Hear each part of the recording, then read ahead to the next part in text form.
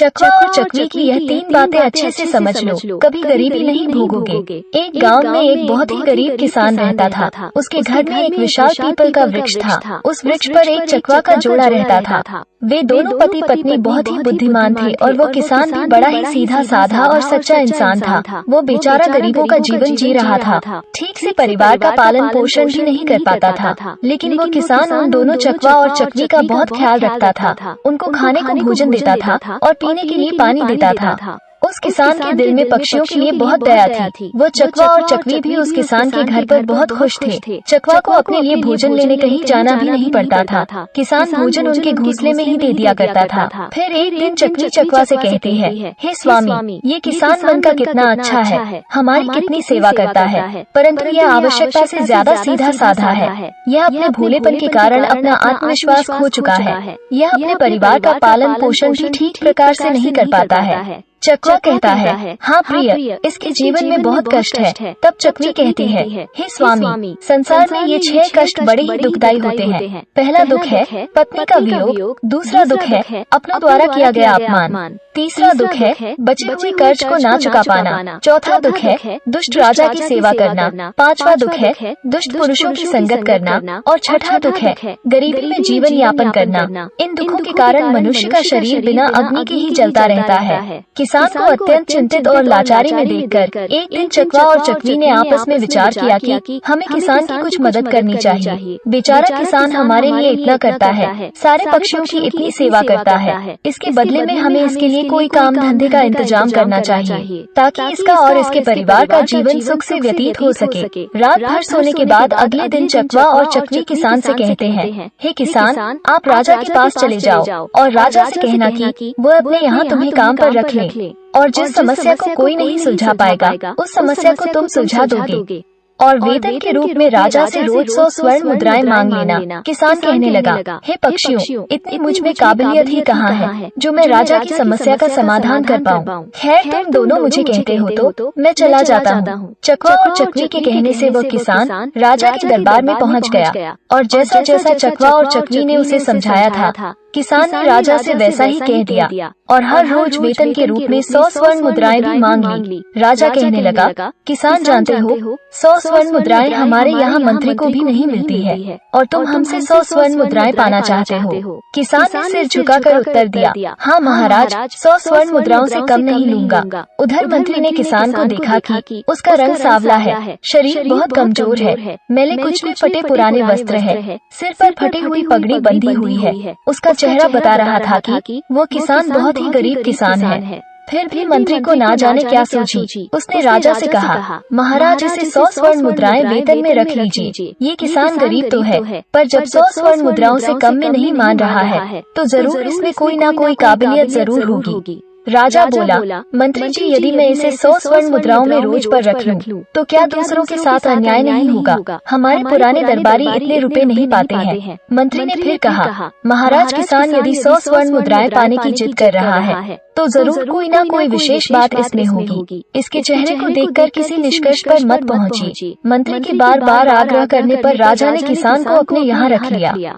फिर शाम को राजा ने उस किसान को 100 स्वर्ण मुद्राएं दे दी। स्वर्ण मुद्राएं लेकर वह किसान अपने घर आया और वो मुद्राएं उसने अपनी पत्नी के हाथ में थमा दी। उसकी पत्नी ने आज पहली बार इतना धन देखा था। उसकी आंखें फटी की फटी रह गई और कहने लगी, आप इतनी स्वर्ण मुद्राएं कहाँ से लाए हैं? किसान ने कहा, देखो, डरने की कोई आवश्यकता नहीं है। यह मुद्राएं कहीं से चुराकर नहीं लाया हूँ। मैं इन दोनों चकवा और चकवी के कहने पर आज राजा के दरबार में गया था और राजा से 100 मुद्राएं वेतन रोज वाला काम मांग लिया। फिर मंत्री की सिफारिश पर राजा ने मुझे रख लिया, लेकिन मैं ये सोचकर हैरान हूँ कि राजा ने रख तो लिया, परंतु कभी कोई ऐसा काम आ गया तो मैं उसे हल कैसे करूँगा? तभी चकवा हंसते हुए कहा कि घबराइए मत, देने वाला तो ईश्वर है। जब वह देता है तो छप्पर फाड़ कर देता है। जब उन्होंने दिया है तो समाधान भी वही बताएंगे। आज किसान को उन दोनों चकवा और चकवी के फैसले पर बहुत खुशी हो रही थी। अब तो हर रोज किसान को राजा के दरबार से 100 स्वर्ण मुद्राएं मिलने लगी। किसान वो मुद्राएं लाकर अपनी पत्नी को दे दिया करता। किसान की पत्नी ने पहले तो उन मुद्राओं से अपनी रोजमर्रा की जरूरत को पूरा किया और बचे हुए पैसों को किसान ने चकवा और चकवी को दे दिया और कहा कि इन मुद्राओं पर तुम्हारा भी अधिकार है। फिर उन स्वर्ण मुद्राओं को चकवा और चकवी परोपकार के कार्यों में लगाने लगे। वो उन मुद्राओं से गरीबों को खाना खिलाने लगे, जंगल में रहने वाले पशुओं के लिए पानी की व्यवस्था करते और धीरे धीरे उन दोनों पति पत्नी ने किसान की सहायता से एक पाठशाला खुलवा दी ताकि गरीब लोगों के बच्चे जो पैसों की कमी के कारण पढ़ नहीं पाते वो भी पढ़ सके। अक्सर बहुत से गरीब बच्चों का भविष्य भी गरीबी के कारण सिमट कर रह जाती है। उनके अंदर की उठने वाली योग्यता को धन न होने के कारण पंख नहीं मिल पाते हैं, इसलिए योग्यता होने पर भी वे लोग बस लाचार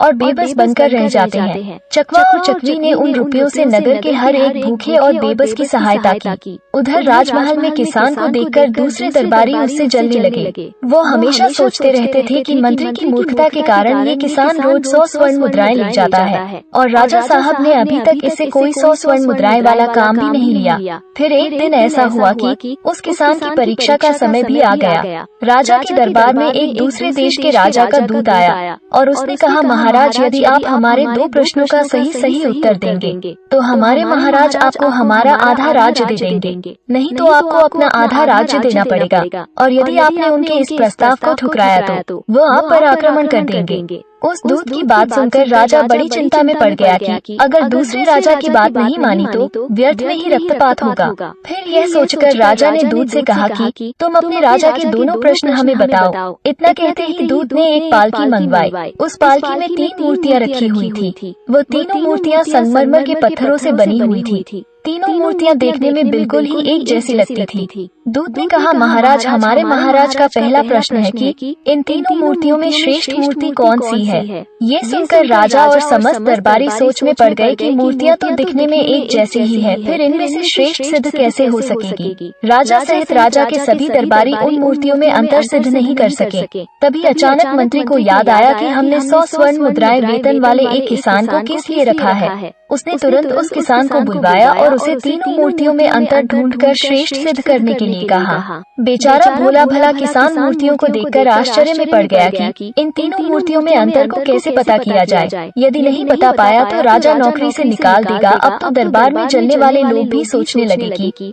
आज इस किसान का खेल खत्म हो जाएगा। काफी देर मूर्तियों को गौर से देखने के बाद भी किसान को कुछ समझ में नहीं आया तो किसान ने कहा, महाराज, इन मूर्तियों को एकांत कक्ष में रखवा दीजिए, तब तक मैं घर होकर आता हूँ। लौटकर मैं इन तीनों मूर्तियों में अंतर को आपको जरूर बता दूंगा। इतना कहकर किसान अपने घर को चला गया। उधर राजा ने उन मूर्तियों को एकांत कक्ष में रखवा दिया। किसान सीधा अपने घर गया और पूरी बात चकवा और चकवी को बताई। ये बात सुनकर चकवा ने कहा, हे किसान, जब तीनों मूर्तियाँ देखने में एक जैसी है तो अंतर जरूर उनके अंदर होगा। तुम एक काम करना, एक पतला सा तार उन मूर्तियों के कान में डालना। वो तार कहाँ निकलता है ये बात आकर मुझे बताना, मैं आपको उन मूर्तियों का अंतर समझा दूंगा। अब तो किसान तुरंत राजमहल में गया और मूर्तियों के पास गया और एक पतला सा तार उसके कान में डालकर देखने लगा।